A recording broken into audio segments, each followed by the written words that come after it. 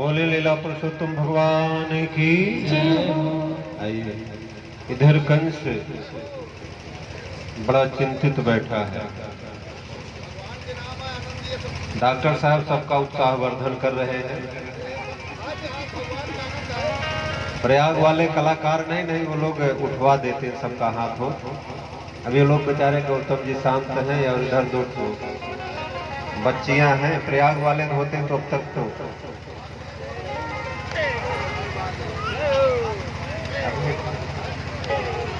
आइए कथा में प्रवेश करें। समय को देखते हुए रुक्मिणी मैया का आज विवाह भी होगा। हरिनंद हरि कथानंदा। कंस बड़ा चिंतित बैठा है। पंखा घर में क्या? एक पंखा लोगों को लगवा दे। परेशान कर दे।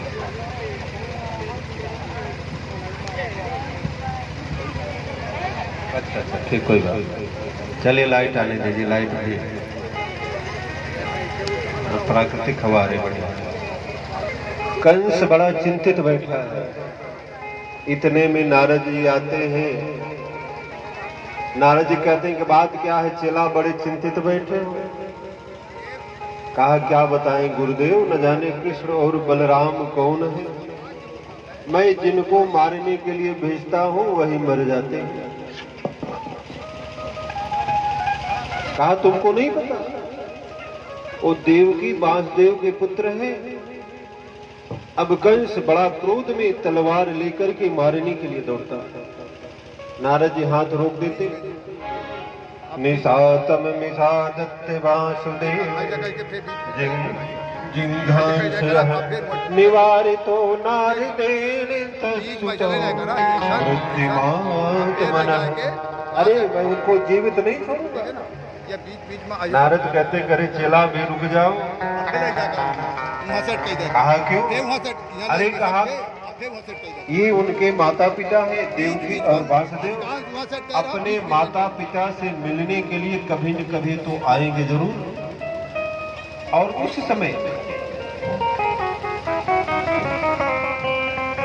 समय इनको मार देना।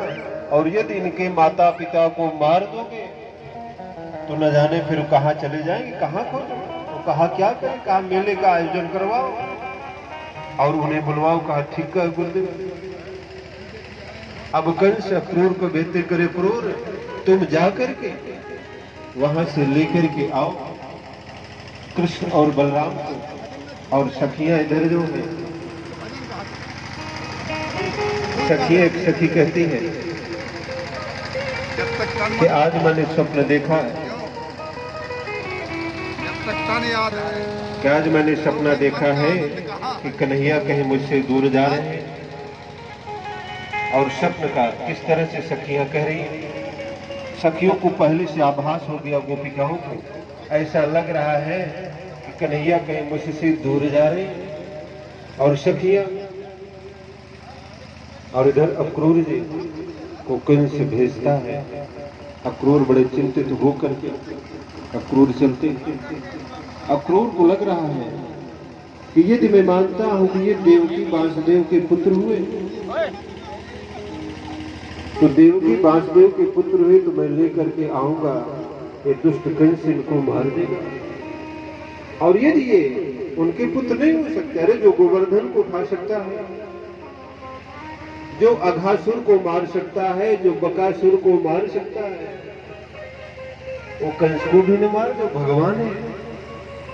अक्रूर जी से चिंतन में रथ हाँकते हैं, फिर हाँकना बंद कर देते हैं। और मथुरा से वृंदावन ज्यादा दूर नहीं है। सुबह के चले चले शाम हो जाती है। और शाम को जब पहुंचते हैं, ददर्श कृष्णम रामम च ब्रजे गोदोहनम गतो पीत नीलांबर धरो शरदुंबरुहे क्षणो। देखते हैं कन्हैया वहां से क्या कर रहे। कृष्ण और बलराम गैया को चराते हुए आ रहे हैं और दोनों इतने सुंदर लग रहे। कन्हैया ने पीला वस्त्र पहना और बलराम जी ने नीला वस्त्र पहना है। दोनों ऐसे लग रहे हैं कि जैसे शरद पूर्णिमा में 2 चंद्रमा निकल आए। शरद पूर्णिमा में 2 चंद्रमा, और कन्हैया आकर के चाचा को प्रणाम करते रहे। चाचा प्रणाम किया और लिवा करके आए। नंद बाबा खूब खिलाया पिलाया। कहा मैं परसों मेला है, मैं मेला में कंस ने भेजा है, मैं बुलाने के लिए आया हूं। और ये बात धीरे धीरे गोपिकाओं के कानों तक पहुंच जाती है कि मथुरा से अक्रूर आए हैं। और गोपिकाएं बड़ी चिंतित होती, हम करें तो क्या करें। एक गोपी कहती है, करे मैं अहो विद्या तुम क्वचित दया संजोय मैत्र्या। अरे इस विधाता को दया नहीं है। अरे जिसे मैं इतना प्रेम करती हूं, जिसको मैं इतना मानती हूं, और विधाता आज उस कृष्ण और बलराम को मुझसे दूर ले जाएगा। प्राणेन देहिन, अरे मैं अपने प्राणों को त्याग दूंगी, लेकिन उन्हें जाने नहीं। कहते कि करेगी तो क्या करेगी, लोग क्या कहेंगे, समाज क्या करे। कहा जिसको जो कहना वो कहे, लेकिन मैं अपने प्रियतम को, अपने प्रिय को जाने नहीं दूंगा। अरे कहा लोग दुनिया न जाने प्रकार के ताना देगी, क्या कहेगी। अरे कहा उनके जाते ही प्राणेन देहिना, मेरे तन से मेरे प्राण निकल जाएंगे तो कैसा जस कैसा पजस। रामायण में लखनलाल ने भी यही कहा, जब प्रभु श्री राम ने कहा करे लखन तुम यहां रुक करके अयोध्या की देखभाल करो, अयोध्या को संभालो। लखन कहते करे भैया मैं आपके बिना जीवित नहीं रह सकता। अरे आपके जाते ही हमारे तन से हमारे प्राण निकल जाएंगे तो कैसा जस और कैसा अपजस। और यही आज गोपिकाएं कह रही हैं, अहो विद्या तुम न क्वचित दया संयोय मैत्र्या। अरे उस विधाता को जरा से भी दया नहीं है। तो मैं जिससे इतना प्रेम करती हूं उसे लेकर के जा रहा है। अक्रूर जी जब कृष्ण बलराम को लेकर के निकले तो देखते हैं कि रथ के चारों तरफ गोपिकाएं लेटी, चारों तरफ गोपिकाएं लेट गई। अक्रूर देख करके आश्चर्यचकित, अरे इस अवस्था में मैं कैसे रथ चला सकता, रथ चलाना बड़ा तो मुश्किल हो जाएगा।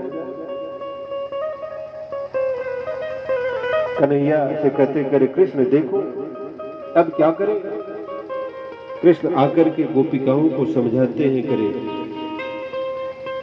देवियों मैं जा रहा हूं, अति शीघ्र आ जाऊंगा।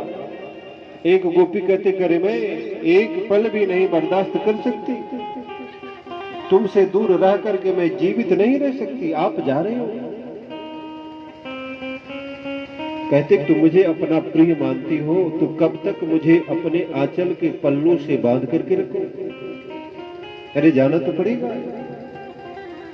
एक गोपी कहते रहे ठीक करे, ये हमारे प्रिय हैं, मैं इनको चाहती हूं जिनमें इनको सुख ही है, सुख है जिनमें इनको आनंद है, वही ये करे। कन्हैया गोपिकाओं को समझाते हैं, धीरे धीरे गोपिकाएं हटती हैं, रास्ता देती हैं